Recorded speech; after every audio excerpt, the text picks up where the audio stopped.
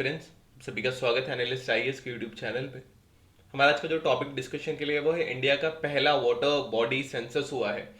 ये प्रीलिम्स में इसके ट्रेंड्स पूछे जा सकते हैं एंड मेंस के लिए भी इंपॉर्टेंट है।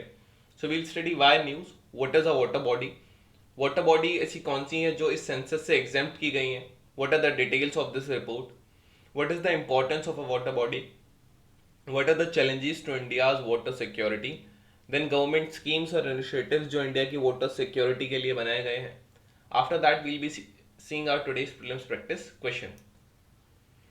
One news, recently Ministry of जल शक्ति जो है इसने पब्लिश की है report which is the India's first water body census. ये एक कॉम्प्रिहेंसिव डेटाबेस है जिसमें कंट्री के पॉन्ड, टैंक, लेक्स, रिजर्वायर्स इन सब का डेटा है. This was conducted in 2018-19 and it counted over 2.4 million bodies of water across all the states and union territories. And according to this survey, West Bengal's South 24 Pargana district जो है, it had most of the water bodies which was around 3.55 lakhs in the country. Then what is a water body? Water body को define किया जाता है कोई भी natural या manmade unit जो चारों साइड से बाउंडेड हो, जिसमें कोई मैसनरी वर्क हुआ हो या नहीं हुआ हो, and it is used for storing water for irrigation और any other purposes like industrial use, pisciculture, domestic drinking, recreation, religious, ground water recharge. Water bodies are commonly classified as tanks, reservoirs, ponds, etc. A water body is also a structure where water is deposited from glacier melt, streams, springs, rains, or drainage of water from residential or other areas, or where water is held from diversion from stream, nala, or river. Water bodies which are excluded from it: oceans, lagoon excluded hai, rivers, streams, spring, waterfalls, canals, which are free flowing basically, which are not bounded for storing, so these are excluded. Swimming pools are excluded. Covered water tanks of family households for their own consumption are excluded. Water tank constructed by factory for their consumption are excluded. And temporary water bodies which are created by digging for mining, brick lanes and construction activities, these are excluded. What are the details of the report? So total 24.24 lakh water bodies we have, such as ponds, lakes and tanks. West Bengal was the topmost state. It had 7.47 lakh water bodies, and Sikkim had only 134 water bodies, which consisted of the least number of water bodies.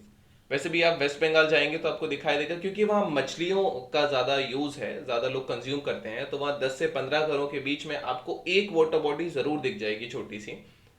And रही बात सिक्किम की, तो ये खेली terrain है, यहाँ water वैसे भी नीचे फ्लो होता रहता है, तो स्टोर होने की जगह नहीं है. That is why water bodies यहाँ कम है. सो आप इस हिसाब से भी याद रख सकते हैं.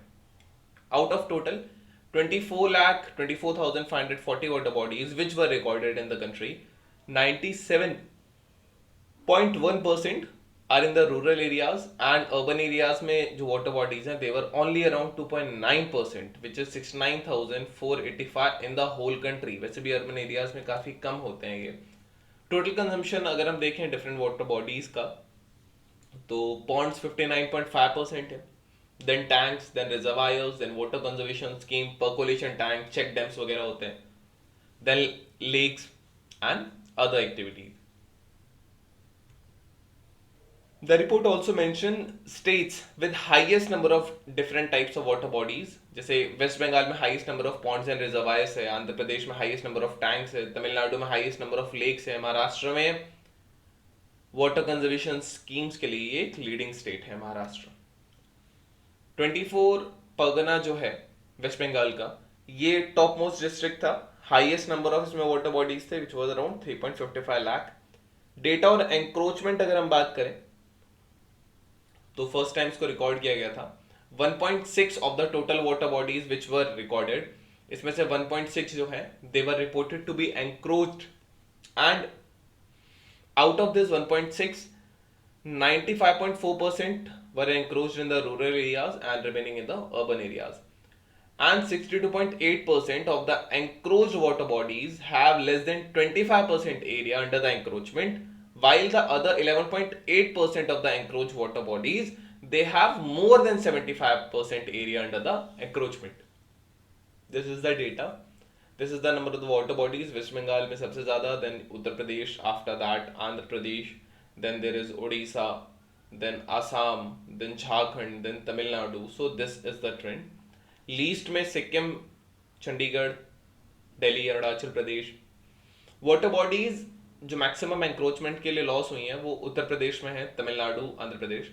एंड एक चीज यहाँ नोट करने वाली है कि वेस्ट बंगाल, सिक्किम, अरुणाचल प्रदेश और चंडीगढ़ जो है यहाँ पे एंक्रोचमेंट नहीं देखा गया था। What are the main findings? So total there were 24,24,540 water bodies. Out of this, 7.47 lakh was in West Bengal and 3.55 lakh were in South 24 Pargana of the West Bengal. Types of water bodies में pond सबसे ज़्यादा थे. After that there were tanks, reservoirs, water percolation tanks, others and lakes. जहां 1 लाख से ज्यादा water body है beside Bengal, then Uttar Pradesh, Andhra Pradesh, Orissa, Assam, Jharkhand, Tamil Nadu. And ponds ये हम देख चुके हैं, ponds reservoir West Bengal, tanks Andhra Pradesh, lakes Tamil Nadu and conservation schemes from Maharashtra. What is the importance of water body? Ecological importance होता है, छोटी छोटी मछलियां, कछुए, स्वान्स, डक्स, स्नेक्स, ये सब वाटर बॉडीज के अराउंड आपको मिलेंगे। So a variety of aquatic plants and animals, and it helps to preserve the biodiversity in our ecosystem. They also help to regulate water cycles, recharge groundwater and also prevent soil erosion. Cultural importance, cultural and religious significance बहुत hold करते हैं ये countries में. They also provide recreational options such as fishing, swimming, boating and other leisure activities होते हैं. Tourism में भी ये काफी help करते हैं, जैसे नैनीताल वगैरह में lakes हैं. कल्चरल आप इस तरीके से, जैसे दुर्गा पूजा की जो मूर्तियां हैं इनको लेक्स में ही या पॉन्ड्स में ही अब डाला जाता है, रिवर्स में नहीं. इकोनॉमिक इंपॉर्टेंस अगर हम देखेंगे, so they play an important role in agriculture by delivering irrigational water to the crops, help in assisting of fishing sector, and ये एक सब्सटेंशियल सोर्स इनकम ऑफ बनता है बहुत सारे टाउन्स के लिए. Furthermore water bodies hydro power generation में contribute करती हैं, इंडस्ट्रियल और डोमेस्टिक पर्पसेस में भी ये यूज होते हैं. Climate change, water bodies climate change के जो इफेक्ट है इनको एलिविएट करने में हेल्प करते हैं, क्योंकि ये कार्बन सिंक की तरह भी बिहेव करते हैं. And also they manage a micro climate in the surrounding areas. Micro climate मतलब लेक के आसपास का जो थोड़ा बहुत क्लाइमेट होगा ये उसको मैनेज करते हैं. Disaster management, water bodies can also serve as natural buffers against natural calamities, जैसे फ्लड्स एंड ड्रॉट्स के लिए नेचुरल बफर होता है. मोरओवर जब वाटर स्केर्सिटी होगी किसी एरिया में तो ये एक अल्टरनेटिव वाटर सोर्स की तरह भी एक्ट करते हैं. What are the challenges to India's water security? India में 70% ऑफ द सीवेज या जो स्लज है इंडिया का वो डायरेक्टली डिस्चार्ज हो जाता है, which is untreated, polluting rivers, it is polluting the coastal areas and wells as well, and it is polluting 3/4 of the country's water bodies. India heavily ground water पे rely करता है, but over extraction जो है ground water का irrigation, industrial and domestic use के लिए ये काफी हो रहा है. वाटर सिक्योरिटी हैम्पर्ड होती है वाटर पॉल्यूशन से, इनएडिक्वेट डिस्ट्रीब्यूशन से, लैक ऑफ प्रॉपर मैनेजमेंट से, लैक ऑफ अवेयरनेस से. Climate change has resulted in irregular monsoon patterns and increase frequency of natural disasters, causing further strain on India's water resources.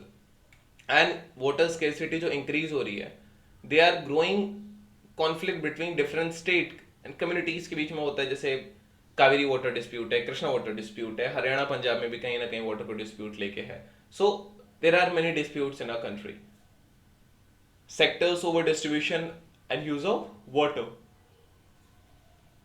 India की जो demand है water के लिए ये increase हो सकती है, क्योंकि पॉपुलेशन इंडिया में बढ़ रही है, 1.6 बिलियन हो जाएगी 2050 तक, और ज्यादा पॉपुलेशन को पानी तो सबकी ही बेसिक नीड है. गवर्नमेंट स्कीम्स अगर हम देखें वाटर कंजर्वेशन के लिए तो अटल भूजल योजना है. ये एक सेंट्रल सेक्टर स्कीम है जो बेसिकली जो ग्राम पंचायत जो बहुत ज्यादा वाटर स्ट्रेस्ड है वहां पे ये इंप्लीमेंट होती है. गुजरात, हरियाणा, कर्नाटका, मध्य प्रदेश, महाराष्ट्र, राजस्थान एंड उत्तर प्रदेश के इलाकों में, और ये 5 साल के लिए है, विच वॉज फ्रॉम 20 to 25. जल शक्ति अभियान है, ये एक time bound mission mode campaign है, and aim is to improve water availability and water quality. The campaign focuses on 5 key areas including water conservation and rain water harvesting.